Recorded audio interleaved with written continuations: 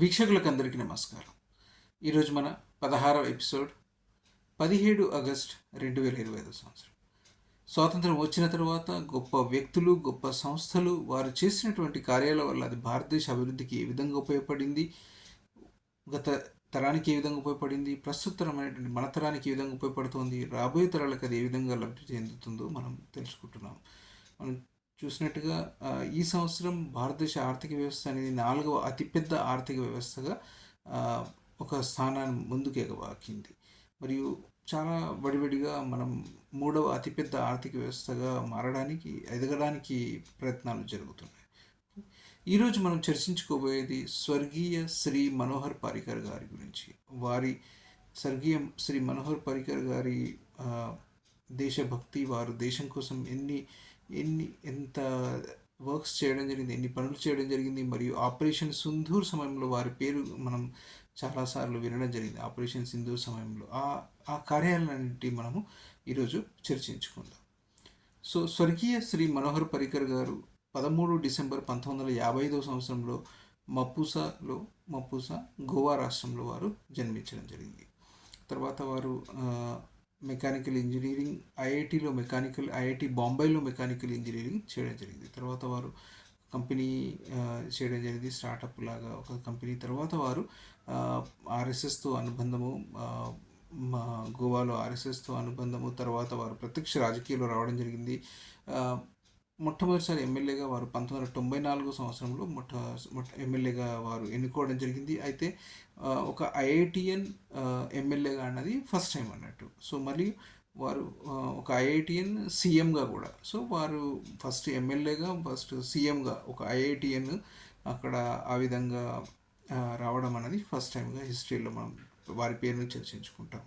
So వారు chief minister of Goa మొత్తం 4 పర్యాయాలు ఉండడం జరిగింది. మరియు defence minister, India defence minister వారు 2014 నుంచి 2017 కాలంలో వారు ఉండడం జరిగింది. మొత్తం 4 పర్యాయాలు సీఎంగా, ఒక పర్యాయం 2.5 సంవత్సరం, క్లోజ్ టు 2.5 years వారు ఇండియాకు డిఫెన్స్ మినిస్టర్గా వారు ఉన్నారు. So chief minister of Goa అయితే దానికంటే ముందు 1994లో వారు ఎమ్మెల్యేగా ఎన్నుకున్నారు. ఎన్నుకున్న తర్వాత వారు లీడర్ ఆఫ్ ఆపోజిషన్గా వారు చెందారు. అయితే లీడర్ ఆఫ్ ఆపోజిషన్గా ఉన్న సమయంలో ఇచ్చిన ఇన్నోవా కారే తర్వాత వారు సీఎం అయినా కూడా అదే కార్ని వారు ఉపయోగించడం జరిగింది. చూడండి వారి సింప్లిసిటీకి.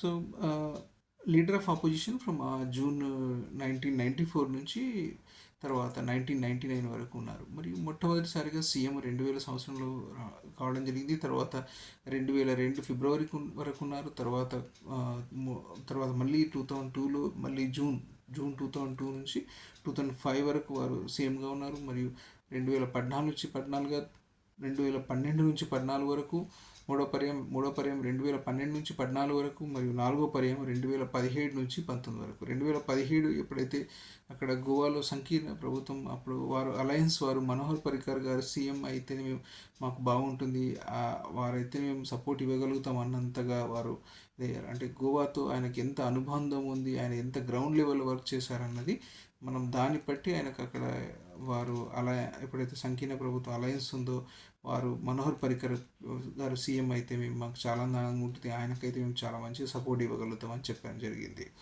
సో వారు 2014లో 2014 to 2017 వారు ఇండియాకి డిఫెన్స్ మినిస్టర్గా ఉన్నారు, రక్షణ శాఖ మంత్రిగా ఉన్నారు. వారికి 2018 సంవత్సరంలో ప్యాంక్రియాటిక్ క్యాన్సర్ డిటెక్ట్ కావడం జరిగింది. తర్వాత 17 మార్చి 2019 సంవత్సరం వారు స్వర్గీయులయ్యారు. వారు 17 మార్చి 2019 సంవత్సరంలో.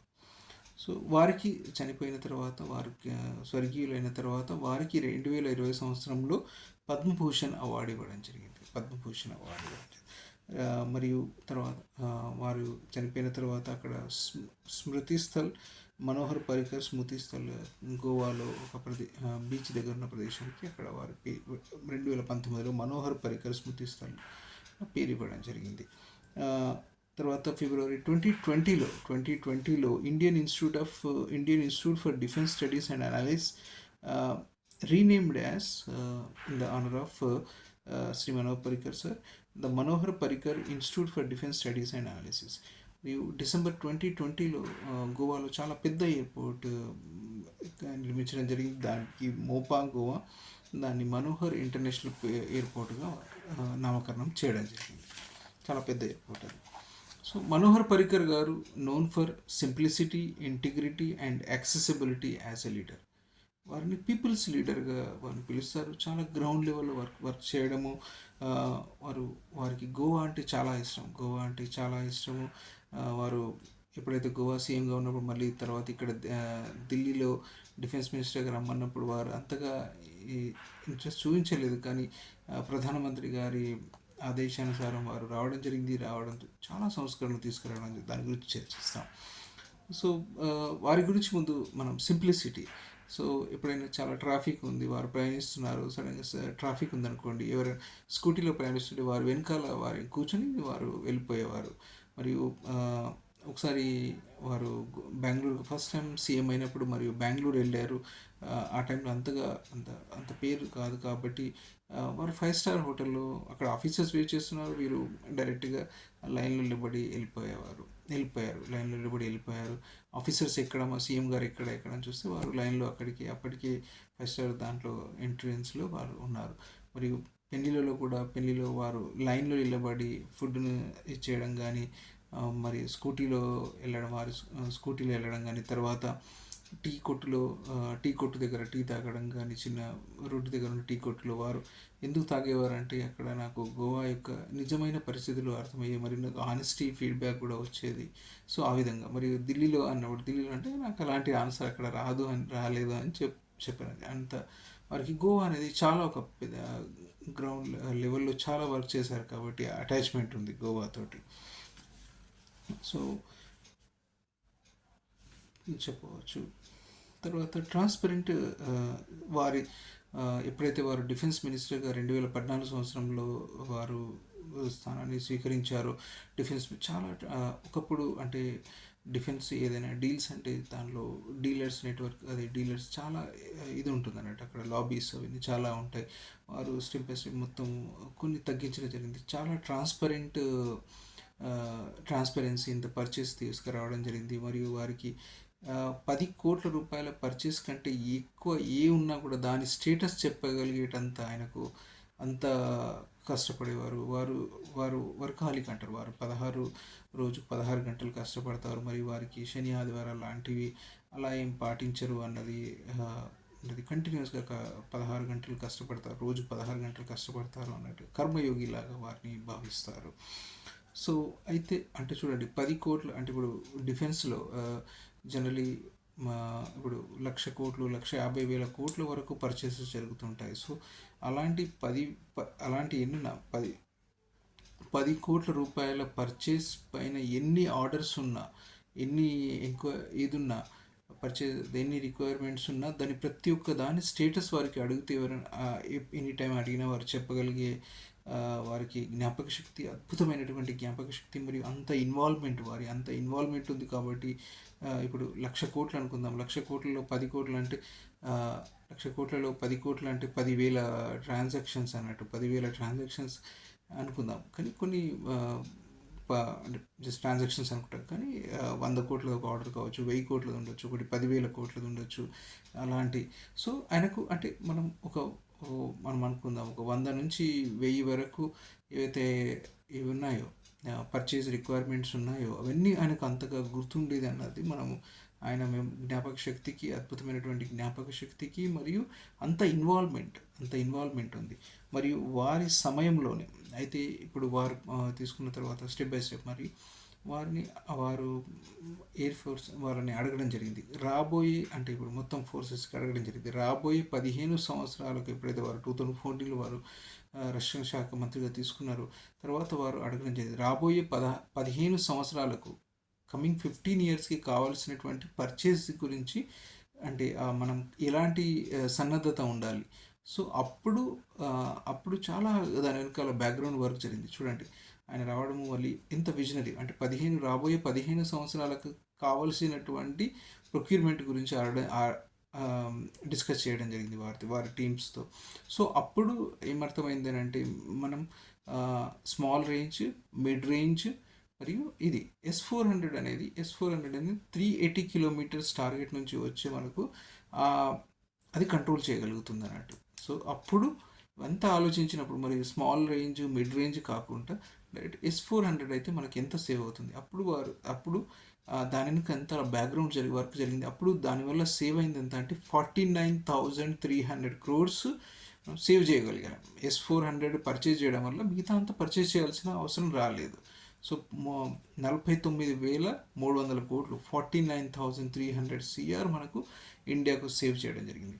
మరి చూడండి అప్పుడు ఆ సమయంలో 2000 వారి టర్మ్లో 2014 to 2017 టైంలో వారు తీసుకున్నటువంటి ఈ S400 వల్ల మనకు ఆపరేషన్ సింధూర్లో మనం ఎంత మన తరఫున పాకిస్తాన్ తరఫున ఎన్ని మిసైల్స్ వేసినా మనం ఎంత ఇండియా సేఫ్గా ఉండడం జరిగింది. సో కొందరు లెగసీ వాళ్ళు క్రియేట్ చేసి వెళ్తారు అంతే. వారు దేశం కోసం అనిత్యం దేశం కోసం కష్టపడతారు. దేశం గురించి ఈరోజు ఇప్పుడు ప్రస్తుతం అనే కాకుండా రాబోయే 10 సంవత్సరాలు, 20 సంవత్సరాలు, 50 సంవత్సరాలకి ఎలాంటి అవసరం ఉందో దాని ప్రకారం ఆలోచించి వారు లాంగ్ టర్మ్గా ఆలోచిస్తారు కాబట్టి వారు అంత ఇదన్నట్టు. సో అప్పుడు $5 billion ఇది ఏదైతుందో S400ది $5 billion, అప్రాక్సిమేట్లీ $5 billion ఇది ఇప్పుడు పర్చేజ్ అంటే అంతగా సడన్గా ఇది ఏంది ఇంత పెద్ద డీల్ అని అనుకున్నాను. కానీ చూడండి అది ఆ రోజు మనం అది పర్చేస్ చేయడం వల్ల మనకు ఆపరేషన్ సింధూర్ టైంలో ఎంత ఉపయోగపడింది, మరియు రఫేల్ ఫైటర్ జెట్స్ దానివల్ల ఎంత మనకు ఉపయోగపడింది. వారి సమయంలోనే ఇది ఇనిషియేట్ జరిగింది. రఫేలే ఇది ఫ్లైట్స్ అవి మనకు ఇనిషియేట్ చేయడం జరిగింది, ఫైటర్ జెట్స్ ఇనిషియేట్ జరిగింది.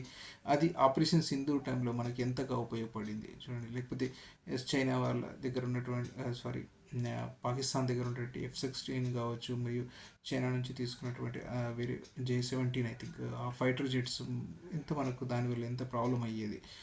వీరి మనోహర్ పరికర్ గారి దూరదృష్టి వల్ల వారి అక్కడ దాంట్లో పర్చేస్ సిస్టంలో తీసుకొచ్చినటువంటి ట్రాన్స్పరెన్సీ వల్ల మనం S400 లాంటి చాలా అద్భుతమైనటువంటి క్షిపణి వ్యవస్థ, మనం క్షిపణి కంట్రోల్ చేసేటువంటి వ్యవస్థని తీసుకురావడం జరిగింది.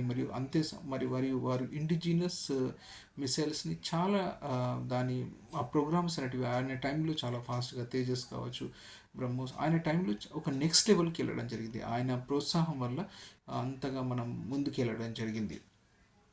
సో ఈ విధంగా వారి వల్ల మనం భారతదేశం అనేది ఒక అద్భుతమైన లీడర్ ఉంటే, ఒక దేశం గురించి ఇప్పుడు హర్నిశలు దేశం గురించి కష్టపడే లీడర్ ఉన్నప్పుడు ఎలాంటి వారు చనిపోయినా కూడా, వారు స్వర్గీయులైనా కూడా వారి వల్ల మనకు అంటే మన తరం ఎంత లబ్ధి పొందింది ఆయన వల్ల. ఆయన చేసినటువంటి కార్యాల వల్ల S400 క్షిపణి రక్షణ వ్యవస్థ మన దగ్గరికి రాగలిగింది. మరియు ఇప్పుడు మనం సుదర్శన చక్రం ఇండిజినస్లీ డెవలప్డ్, మరియు S400తో ఇండిజినస్లీ డెవలప్ మన సుదర్శన చక్రం గురించి మనం ఆ విధంగా వర్క్ జరుగుతుంది. సో ఇదంతా ఒక మహనీయులు వారు చేసినటువంటి ఆ మహనీయుడు స్వర్గీయ శ్రీ మనోహర్ పరికర్ వారి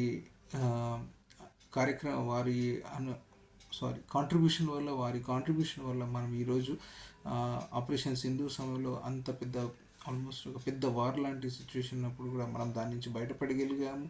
మరియు ఒక ప్రపంచంలో మన తేజస్ గురించి మనం డిస్కస్ చేయడం జరిగింది, బ్రహ్మోస్ మిసైల్స్ గురించి ప్రపంచం అంతా డిస్కస్ చేయడం జరిగింది. So really hats up to స్వర్గీయ శ్రీ మనోహర్ పరికర్ గారికి హ్యాట్స్ అప్. Thank you.